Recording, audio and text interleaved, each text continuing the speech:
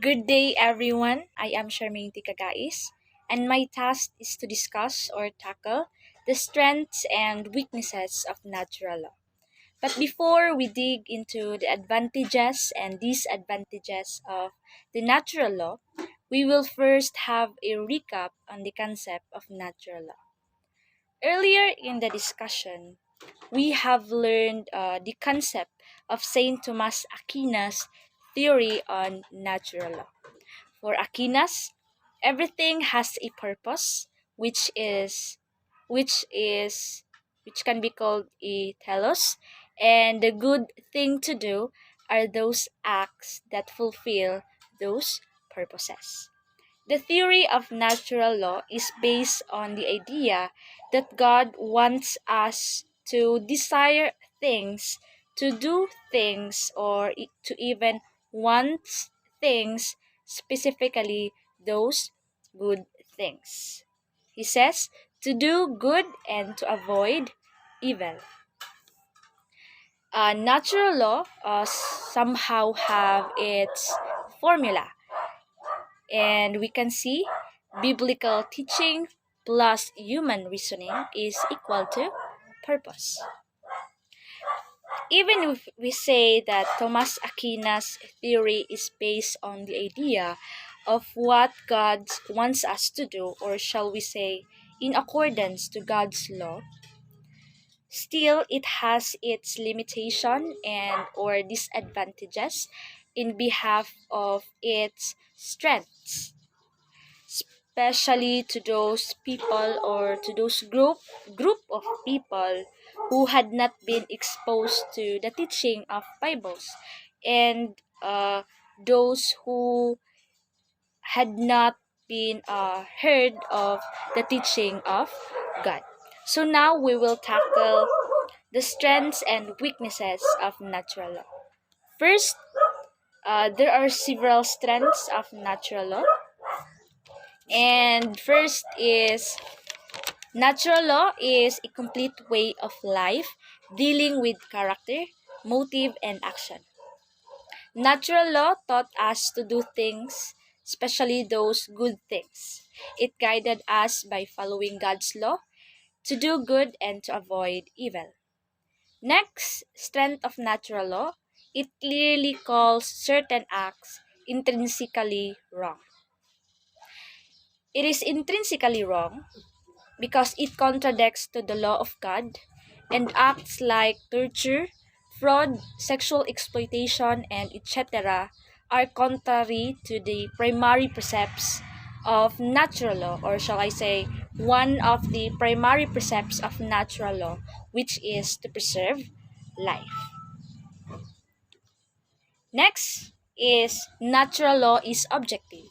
It gives us a system of ethical decision making that is based on universal principle of reason. It is based on purpose and values that we all can agree are good. Next, natural law is in natural law there is some flexibility, just like you can break a secondary precept to keep a primary precept. Because in Aquinas' principle of double effect, he added there some flexibility to his theory of natural law. Next, strength of natural law. Aquinas allows us to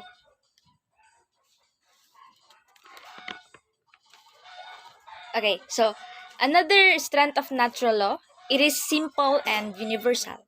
It means to say that it can be followed by anyone as it based on following rules and developing certain values. For Aquinas, he believed that we all have the same reason and we will reason to the same conclusion. Using this theory, it is possible without knowing God because it is based on what you reason to be good. Next is Aquinas allows us to change secondary precepts according to culture and values. Aquinas is showing us that there are certain values that we all hold to be true. Next, strengths of natural law. Natural law appeals to the intrinsic idea of right and wrong. So from young age, from our early ages, we all are aware and has the ability to know and unjust action has taken place. We already have known right from good, right from wrong. We already have known what are the good things to do and uh, what are things that should be avoided. Next, it is absolutist and deontological. It provides clear-cut rules. So just like for example, abortion is wrong as it breaks one of the primary precepts of natural law, which is to reproduce. And when we say absolutist, it does not change with any other opinion. So now we already know the strengths of natural law. So in this moment of time, we will be discussing, or we will be knowing the limitations or disadvantages of natural law. So first, natural law is too simplistic and discriminatory. For Aquinas, everything in nature has a purpose given by God. But is there only one purpose? And is everything in nature good? Well, absolutely not. Just like because natural law rests on the view that what is good is found in nature. Again, is everything in nature good? Is cancerous tumors good? Because they are found in nature. So that is one of the weaknesses of natural law. Next, outcomes are important. By always following a rule, we are sometimes end up doing things that we would consider to be unjust or immoral. Just like, for example, the idea of Catholic Church insistence that contraception or birth control is wrong because it denies reproduction. And it has also contributed to the spread of AIDS in the developing world. So next, weaknesses of natural law. The idea from what is right and wrong differ from society to society. So according to Garrett Moore, he argues that our nature is a product of culture and society, and something that is not fixed. Unchanging aspects of primary precepts has been questioned. Why? So just like infanticide is the killing of newborn babies if they were weak or unwanted, was accepted by the Greeks, the Romans, and Arabs before Christianity and uh, Islam. So they are accepted by the other people in the other country. So another one, the other countries already implemented same-sex marriage, which they consider as okay and acceptable to their society. But it is against to Saint Thomas Aquinas' theory and to God's law. But there are also other societies who did not implemented such things like same-sex marriage because they abide or they obey the commandments of God. They obey to the law of God. Another example, just like as we could see in the second picture, there are societies who keeps themselves holy by not exposing their body because they are following God's law. But there are also other people who live in the other society who thus wear sexy clothes as it is their way of showing that they are proud of themselves, that they are comfortable because they are comfortable wearing sexy clothes. It is maybe some says that it is fashion. It is all happening because of the changes we have in our societies as we encounter developments in our countries. So next, it assumes that human everywhere share a moral sense of what is right and wrong. Moral consensus does not exist throughout the world. When we say moral consensus, it is a universal understanding in a society on what is morally good and progressive for the society. Next, what we consider to be natural changes over time, just like homosexuality. Homosexuality was long considered to be unnatural because in the beginning, God created man and women, and man is to be paired with women.